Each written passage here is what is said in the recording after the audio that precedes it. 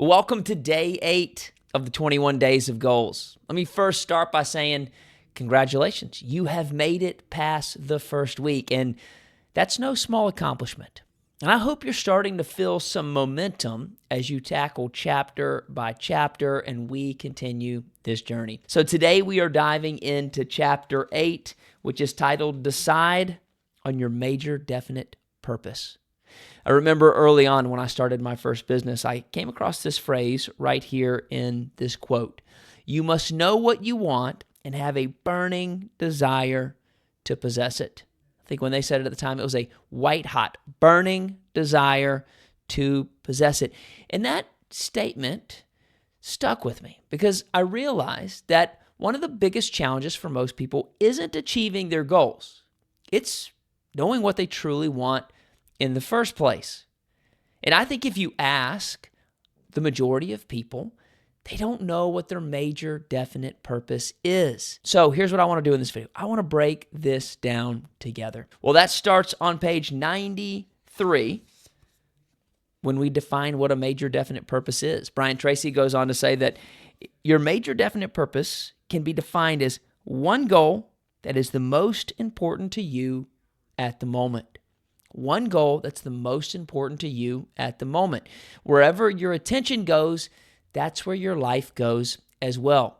That means that your major definite purpose is the goal that deserves your focus, your energy, your full commitment right now. But how do you decide your major definite purpose? Well, Brian Tracy gives us 6 characteristics in this chapter to guide us in doing that. So the first one is it must be something that you personally and truly want.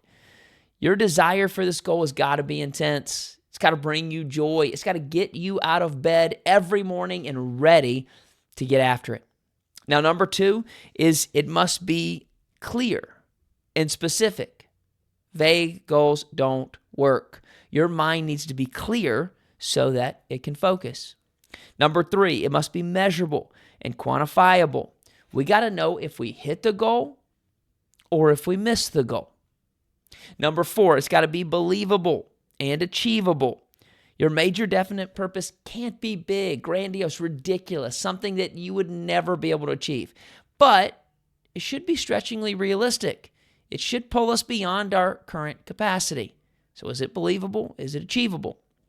Number 5 is it should have a reasonable probability of success. One of the things I like about what he says here is in the beginning, you might not want to go 50-50 on chances of success. In the beginning, you might want to go 90-10 or 80-20, that you are going to be successful. And then as you start stacking goals over time, then you're going to stretch them a little bit more. You're going to make them a little bit harder with maybe a less chance of hitting them. So you have to do some readjustments, but you're going to build that confidence over time. Now, number 6 is your major definite purpose must be in harmony with your other goals.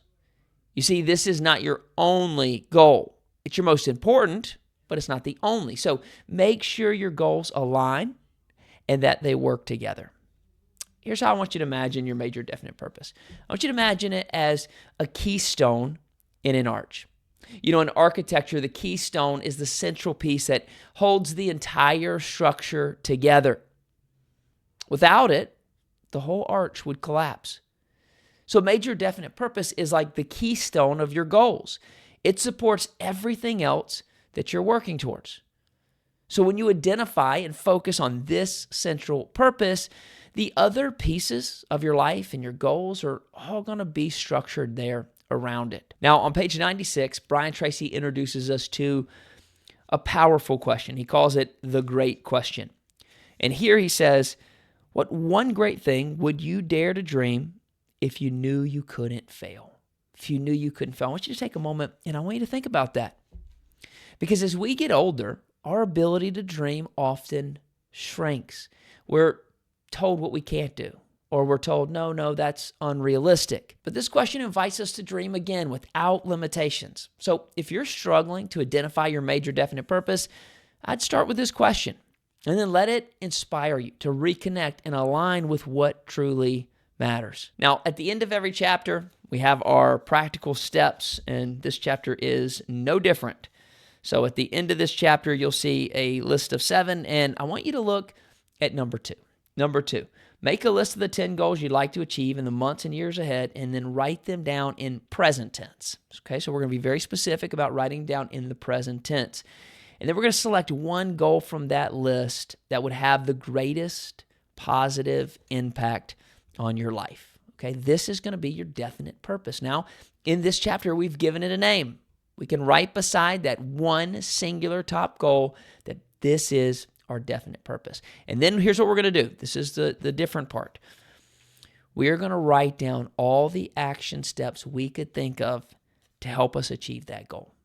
Okay, I want you to do a mind dump. I want to write down everything that you can think of that would help you get closer to achieving that goal, and then identify one of those to get started on today. Well, my 2 biggest takeaways from this chapter is the value of having a purpose and the importance of having a plan. When you know where you're going and how you're going to get there, it does create this sense of clarity and direction that's going to propel you forward. I hope this chapter was as impactful for you as it was for me, and it inspired you to dream big, to define the purpose, and to pursue it with passion. Tomorrow, we're going to be right back here. We're going to be going through chapter 9 together. I'm looking forward to it. I'll see you then.